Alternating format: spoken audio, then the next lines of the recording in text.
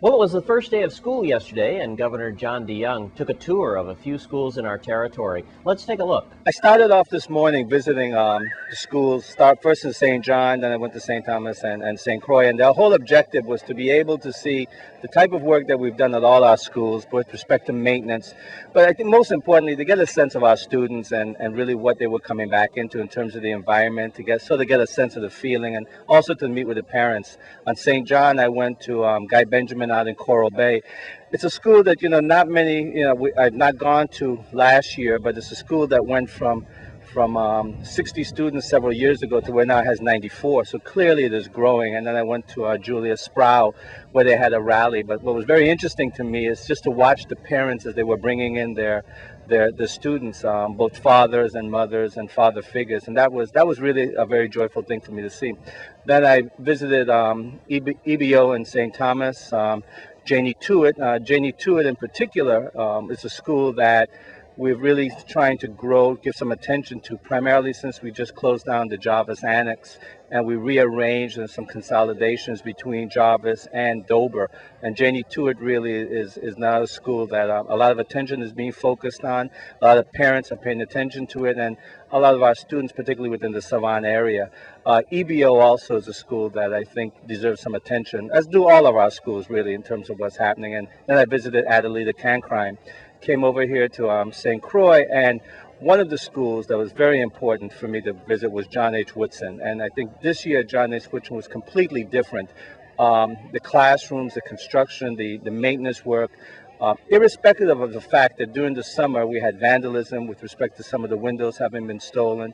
Some sabotage took place with electrical cabling. We still were able to get the school up and running. There's been some dialogue with the teachers and with the union officials, so they understand that it's not where we want it to be 100%, but I think there's a full understanding that we're going to do the improvements that are necessary. But the complete environment is changed, and you see it and you feel it as you walk through, and particularly with the auditorium.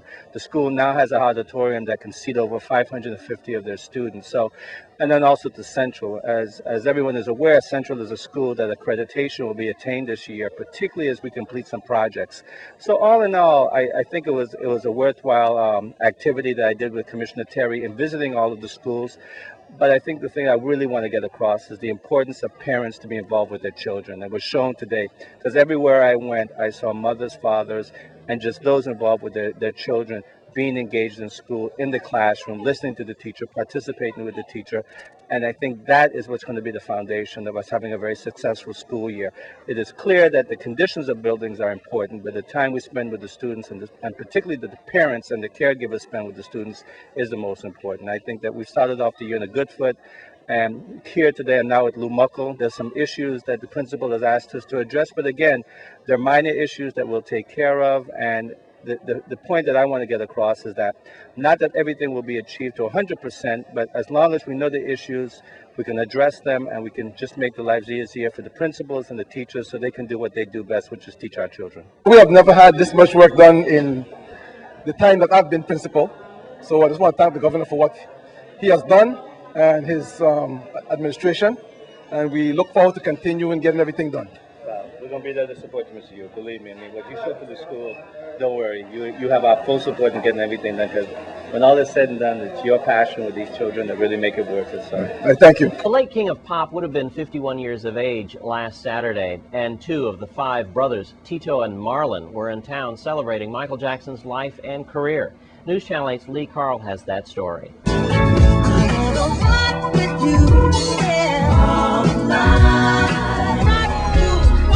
Michael Jackson in concert, remembering his name. His two brothers, Tito and Marlon, were here in the Virgin Islands in that tribute at the Sports and Fitness Center. And I had a chance to speak to them just prior to the concert, before they went to do what they call a mic check at the auditorium. When Michael went out on songs, it never stopped. But to me, it's not important that people know these things, because you're doing it from your heart. So if they don't know, it's fine with us. The Lord knows exactly what is taking place, and that's what's important. Marlon, would you say again that you went to the pediatric ward at the hospital? What were the I did go to the pediatric ward in the hospital, and I saw some beautiful young kids that were 2 days young, and it was great. And I saw some of the mothers there that were It was great, and the staff was great as well.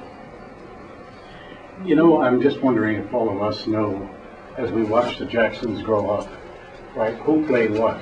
Somebody played the bass, some played the... Oh, you want to break? Just say I want to break down. Yeah. Marlon, give me a breakdown on who played what. Tito, what did you play? I play guitar. Guitar? Yes. And Jermaine played the bass guitar. And Jackie, Michael, and myself, we did the singing and the dancing.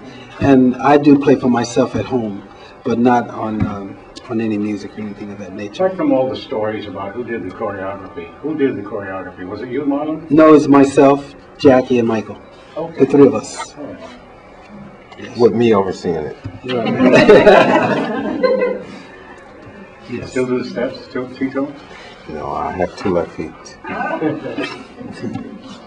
So that was hence the guitar, which came first?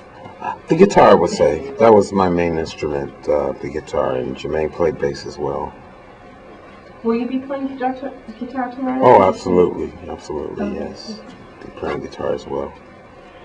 Of all the places the Jacksons have played, I was talking to Marlon yesterday about all the travels you did.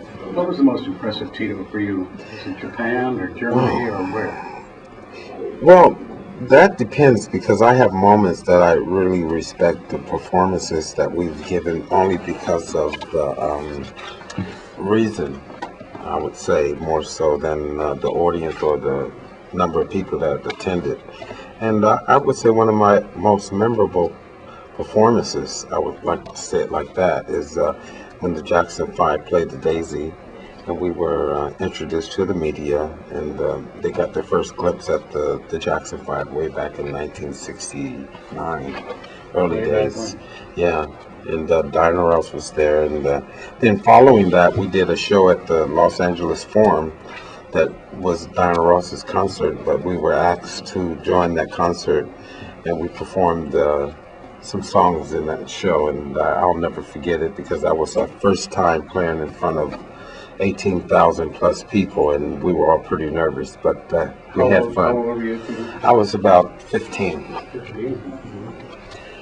My most memorable moment out of all the places that we've been is the place that we never performed. And as I tell people, you know, we've been blessed and had the opportunity to meet with head of state, queens, and kings of that nature. But what sits in my heart most is my trip to Ethiopia. And the reason being is because there we had people of need, and for to go over and help and to deliver food and medicine to those people, and how appreciative they were and how they conducted themselves. I mean, I thought it was great. So that will always sit in my heart and be one of my most favorite moments. What's interesting is the legacy of the Jacksons is now carried on by Tito, you, and the rest of the family. But what about your children? We've heard about Michael's children. What about your children? Tito, do you have children? Yes, I have 3 sons that are grown men, matter of fact, and they're into the music business as well, and they're pretty successful in other territories other than... They're not starting another Jackson 5. I'm sorry? They're not starting another Jackson 5. Oh, no, it's only 3 of them.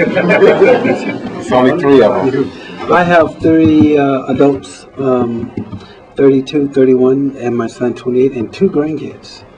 And my kids, my daughter has a degree in broadcast journalism.